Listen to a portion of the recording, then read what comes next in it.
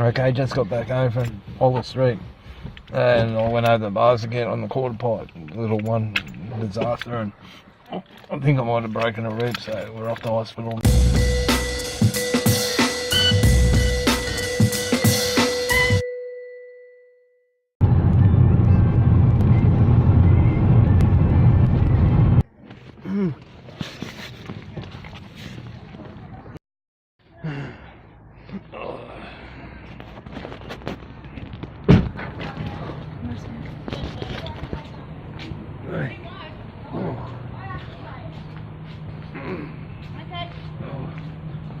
That's the breathing bit.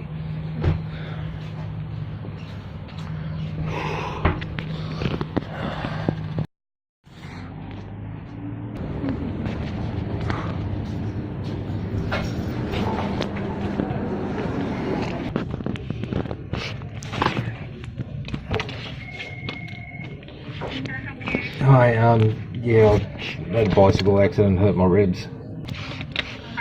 Yes. Michael. When did you come off the motorbike? About 40 minutes ago, yeah. And which area of your ribs did you injure? That's around here.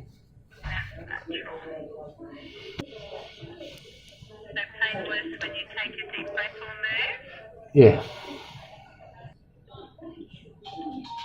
And what have you taken for the pain? Nothing. Alright, just pop to the next slide just to update you. Okay. Thank you.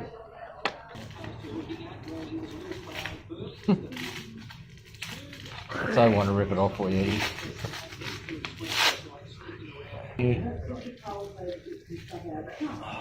That's so much better. Thank you. I hurt my ankle too. I just realised. Glad I see him, but I didn't have those leg codes on, because that's the first thing that hit the ground, eh? So when I left with the red initially, I thought, oh, poor bugger. Yeah. You know why that's interesting? Where do you get pain when I do that? Oh, same place, Same not place? very bad. Okay. So with the ribs being round, yeah, it's like a barrel. Yeah. You spring it on one side if there's a fracture or something there. Even though you may not touch it, if I spring you here and you get pain there, it sort of may indicate that there is a fracture on the... And slow deep breath. And again. Are you able to lie flat down the mat? I think so. Have you had anything for pain as yet? No. No? We'll give you something pretty soon. I'll just do that. Good feeling, yeah. How's your belly feel? All good? Yeah. Yeah, no pain in it? I can't get Okay, that's fine. Stay standing. Right, that's fine. That's all nice and soft. Yeah. Oh, that's up. I'm going to need to do an ultrasound, so what we'll do is we'll give you some pain medication to settle you down, and then we'll be able to get you. Yeah, my stomach feels like, yeah, well, I can't tense my muscles up here. I landed by my elbow, sort of went into the ribs, I could feel it. You know, Something then I did, I felt something. Felt like it. Okay, so look, there may well be a few cracked ribs there. We'll get the x-rays and that done, but we'll get some pain medication into you. You're not allergic to anything, eh? No.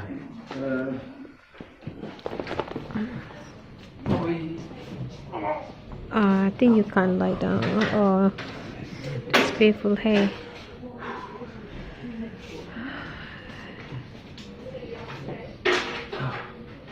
Be right in a couple of weeks. Have to be off from the skate park then. When Ben and Emma came over, I don't know if they were filming. I hope they were. Oh, you can't even lie down. I think it's too. I need help lying down, I think. Okay. If you set the bed up, and then I'll put it back against it. Okay, I try. No, it's alright. It's alright. Are you okay, right? That's when the doctor comes back, you know. Okay. Just do what you did. Is it off?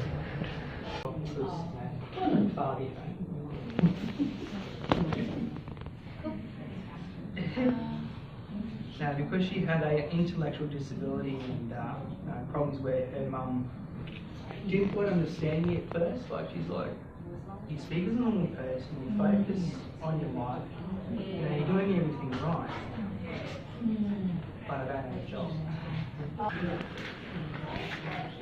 Yeah, very. Yeah.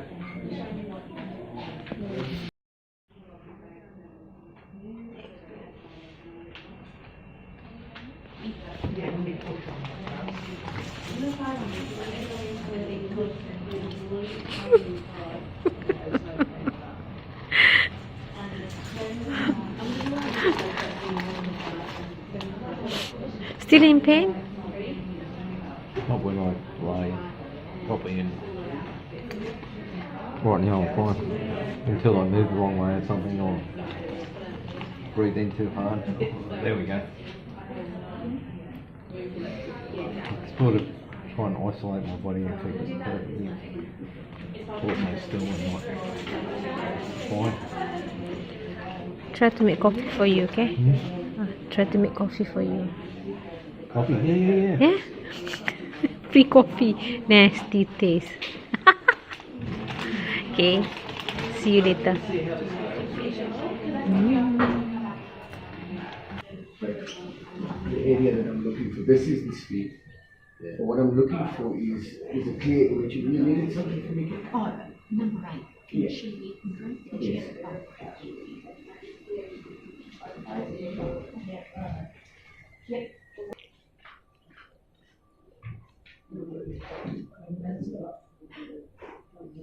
And the black lines that come down, that's the shadowing from the rib cage.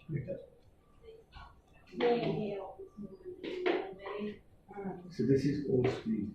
Yeah. And what I'm looking for is so blood on a would be this would look either clear or, and what we look for is a slight rounding or a blackish collection between the spleen and the kidney on that side, because that's where blood would collect if there was.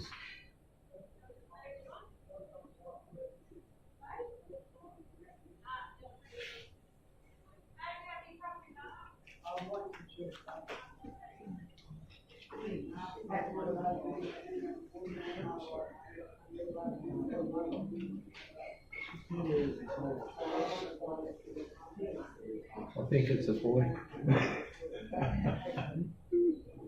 Oh, don't laugh. Oh. You paid for that. Yeah. Oh, I sneezed before in the. I was getting the X-ray. I could feel it coming off. Oh no, it wasn't as bad as I wanted to see.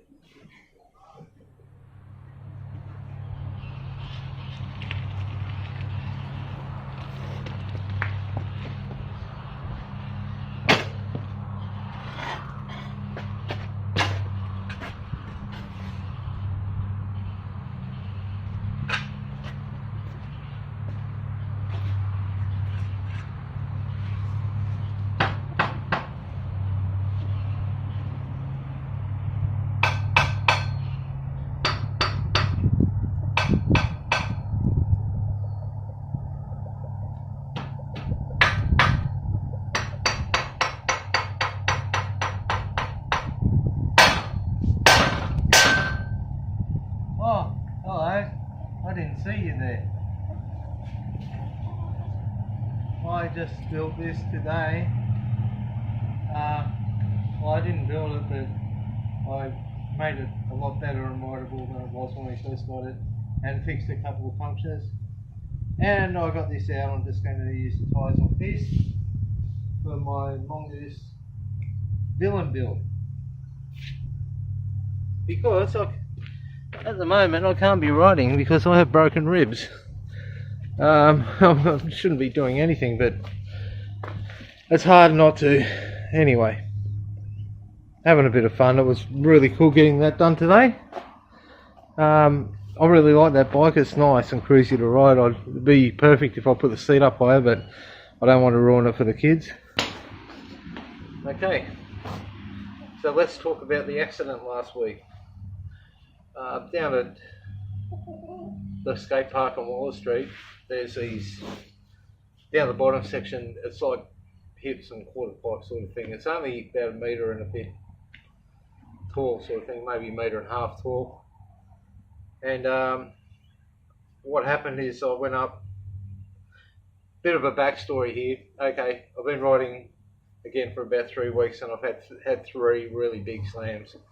The first one you'll see on the video of Waller Street on the previous video, come down from the section I was talking about, and then there's a little box jump, but a little box sort of thing that I was clearing.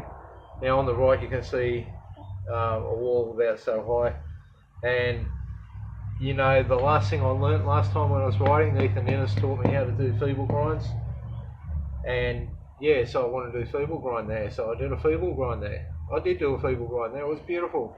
I went to do another feeble grind, and I think I landed on the sprocket, so I did a sprocket grind. I didn't ride out of it real well, so I went for another feeble grind, something went wrong, and then I went for another feeble grind, and I got it, and I was going fast, and it was beautiful, and as I went to pull off, I'm not used to 4-inch long pegs, so I guess, well, that's not really an excuse because I was allowing for it. But the front peg hooked up, went over the bars, just slammed really hard on the concrete. I suppose it's about a metre high, metre and a half high. You know, going at fair speed, landed on my arm like this, and as I landed, I could feel my whole rib cage just bend in, and I could feel like, I'm not sure if it was a forearm or what, but I could feel that flex, like I was so close to breaking it. But no, never mind. Then the next week I went to Bagara and I went to Half Pipe, went to do a disaster, and I'm used to the old days where you had the big sprockets like you see on there and will see on there, and you used to land disasters and your sprocket would hit the ground and you'd be planted, then you just go in when you're ready, usually straight away. But so anyway, I landed a bit odd, was a bit off balance, so I tried to save it and I went in, ended up going over the bars, and man, I slammed hard on the flat bottom, straight on the flat bottom again. Full body slam, and then the bike came over this way behind me, and the big peg went right into the back of my thigh. And I felt the pain at the time, but it doesn't worry me.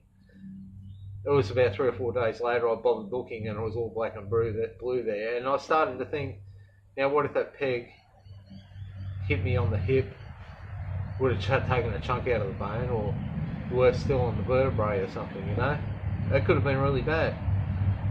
So then I thought, okay, I'm going to have to, you know, learn to bail properly out of these, because this is going to come up again. So down Waller Street, and I did a couple of disasters on the box, and you know, nice and smooth, beautiful. Got it on video. You've seen my last video, right at the beginning.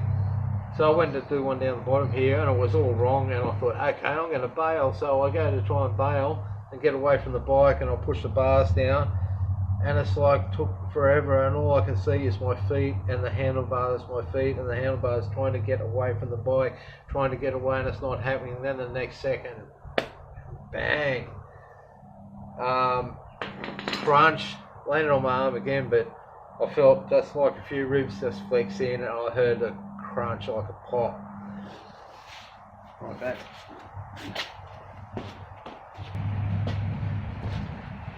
So anyway, slamming and pain doesn't worry me. I don't like injuries because they stop you from doing things, like I'm out for about 4 or 5 weeks maybe.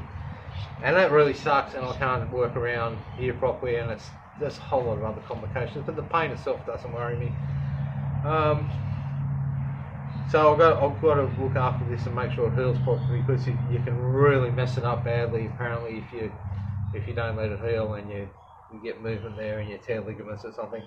But anyway, the thing is, well, we're talking about getting body armour now, but you know, I'll look into that. But I've got to learn to bail properly. I'm thinking maybe I should have just like trying to throw myself off the back of the bike, you know. I have to put a bit more thought into it, a bit more practice, and hopefully the practice doesn't go wrong. But the thing I wanted to talk to you about is, you know, always wear safety gear. my son hasn't got any knee pads or shin pads at the moment, but I hope to remedy that situation real soon. But something I don't mention because it's not really relevant.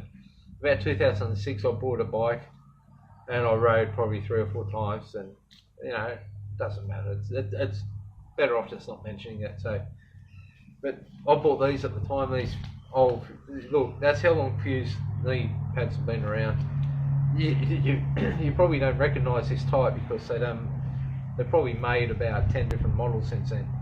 Anyway, so I had this on, and I like these pads a lot. They're really comfortable. But I always thought, you know, I used to wear the big like skater type knee pads with the big hard plastic and everything and heaps of padding. This has only got a little bit of padding. Like there's like a little bit of padding, then there's plastic. I can feel in there, and it's not hard plastic. Look how flexible it is, right? And then on the other side, you know, it's probably 10-15 mil, yeah, 3/4 of an inch, I guess, of padding on the inside, and it's just like foam padding. And it's really well made, but this doesn't seem like a lot of protection. But keep in mind, on that slam where I broke my ribs, my left knee was the first thing that hit the ground, and it took a big impact, and I knew it had taken a big impact, and I got a little graze on the top of my leg, just where the top must have hit and slid a bit, and the top folded down. But man, if I wasn't wearing these, I wouldn't be walking around now. I would have smashed my knee. I would have destroyed the kneecap. You know, I might not have been able to ride again. Like, I got enough trouble with my right knee, let alone getting injuries like that. It would have just absolutely destroyed me. So, just this little tiny, and it worked so well, and I didn't even have any pain on the knee. It's unbelievable. It's just the right sort of amount of give for such a huge impact. So impressed by this, man. I mean, I'm not endorsed by them at all, and I really haven't tried any other knee pads, but modern knee pads. But I've got to say, you can't go wrong. They might be better. I don't know, but they're really comfortable. These are old. Their new stuff's probably better, but it's such a light, flexible little knee pad, and it's just massive impact and absolutely nothing. So there you go. That was how I broke my ribs. Unfortunately, going to be out of action for a while. So I'm just going to build this mongoose villain up, play around with the dragster, probably just sort out all the odd bits and pieces I've got, because I used to buy, and you used to get some good stuff down the tip sometimes. I don't know what happens to it now, but I think the guy selling them at the shop there probably takes the good stuff, and they started charging like 5 to 10 times as much as they used to.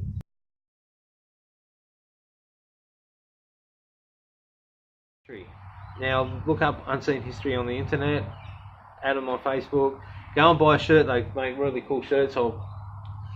I have worn them in my video before, but yeah, I'll make point of showing you later. Go and buy a shirt, help him out. He you know, trying to preserve BMX history.